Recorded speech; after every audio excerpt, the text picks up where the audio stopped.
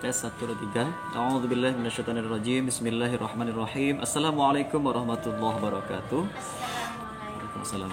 Alhamdulillah wa syukurillah. Allahumma salli wa sallim wa barik ala Rasulillah wa ala alihi wa sahbihi wa mawalah wa la haula wa la quwwata illa billahil aliyil azim.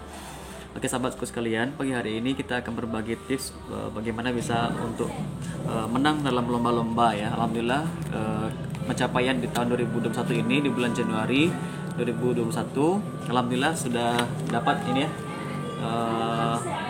juara satu video pembelajaran ya. Alhamdulillah ini merupakan salah satu pencapaian yang terbaik di tahun ini ya, sebagai awal yang baik. Semoga kita bisa mengambil hikmah dari setiap penghargaan maupun agenda-agenda yang sifatnya hadiah-hadiah. Nah, jadi hari ini saya akan berbagi tips bagaimana bisa mendapatkan ini ya proses-proses kreatif, proses-proses perjalanan dalam mendapatkan penghargaan ini ya. Nah, jadi alhamdulillah pagi hari ini kita akan berbagi, dan satu lagi ada dari ini ya, dari Kemenak Award ya. Alhamdulillah sudah dapat penghargaan dari Kemenak Pasaman Award 2021 ya, diberikan kepada saya karya tulis terbanyak di bidang penggiat literasi tahun 2020. Nah, jadi ini langsung diberikan oleh Kepala Kantor Kementerian Agama. Baik, kita lanjutkan lagi. Proses panjang ya, perjalanan dari proses ini bukan sebentar saja, tapi ya, melalui proses yang panjang. Tahapan-tahapannya tentu saja kita harus mengetahui ya trik-triknya, bagaimana kita bisa unggul dalam setiap perlombaan, paling tidak 3 besar atau ya menang lah begitu.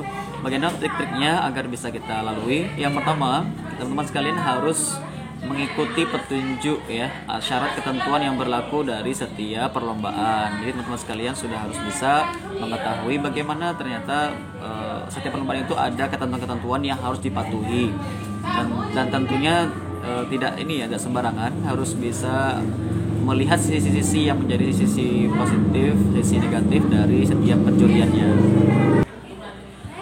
Nah, trik yang pertama, triknya selain mematuhi ketentuan persyaratan yang berlaku, yang kedua adalah teman-teman mempersiapkan konsep, ide-ide untuk mengusung tema. Jadi kita harus sesuai dengan tema yang ditentukan oleh panitia. Misalkan tema itu kemarin itu adalah penggunaan media pembelajaran. Jadi kata kuncinya ada penggunaan. Jadi proses menggunakan media pembelajaran ya.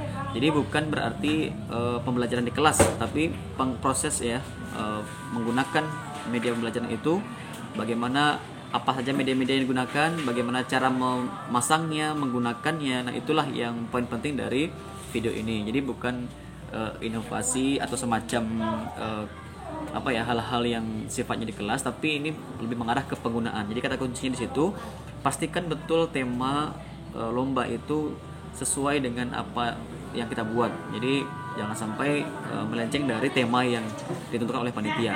Yang kedua adalah setelah teman-teman buat ya, teman-teman tidak langsung mengirimkannya ya. Teman-teman bisa meminta saran, pendapat, masukan-masukan dari rekan-rekan yang lain, misalkan yang lebih senior dari kita, yang lebih berpengalaman dari kita, atau yang lebih sering ya berkecimpung di bidang lomba. Misalkan kali ini lomba ini ya video pembelajaran, makanya saya mengambil semacam ini ya, validator gitu ya, orang-orang yang memvalidasi video-video saya.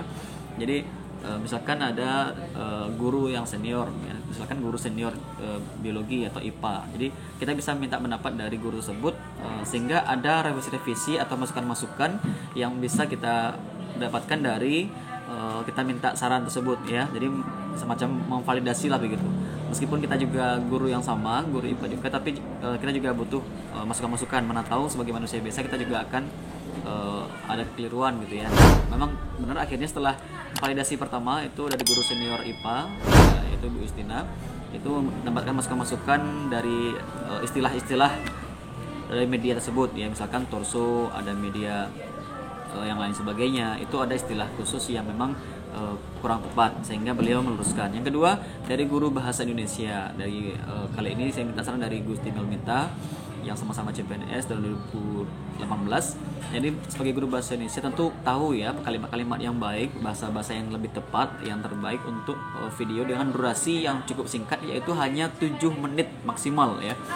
Jadi kita diberikan kesempatan oleh panitia untuk membuat video dengan durasi 7 menit saja. Jadi jangan sampai ada yang lewat ya. Kalau lewat itu berarti sudah kurang nilainya. Meskipun bagus, tapi kalau lewat dari durasi yang ditentukan, maka itu akan mempengaruhi penjurian ya, sehingga nilainya pun akan berkurang.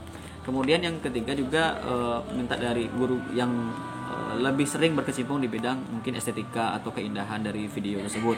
Misalkan di video tersebut masih ada background yang kurang tepat, misalkan ada tangkai sapu di situ ya. Kemudian di situ mungkin ada dinding yang kurang bersih sehingga kita edit gitu ya.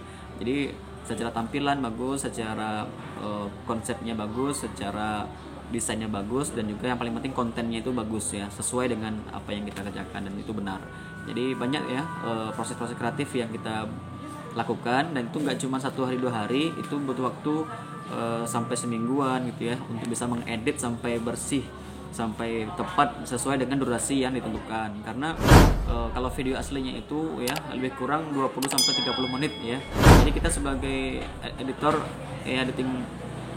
editor video, kita harus bisa mengalokasikan waktu itu menjadi 7 menit ya. Bagaimana kita bisa memotongnya, mengeditnya ya, di-cut, dipotong bagian kurang penting, dan yang diambil adalah bagian-bagian yang terpenting saja. Jadi inilah penilaian yang dilupakan, dan jangan sampai dilupakan ya.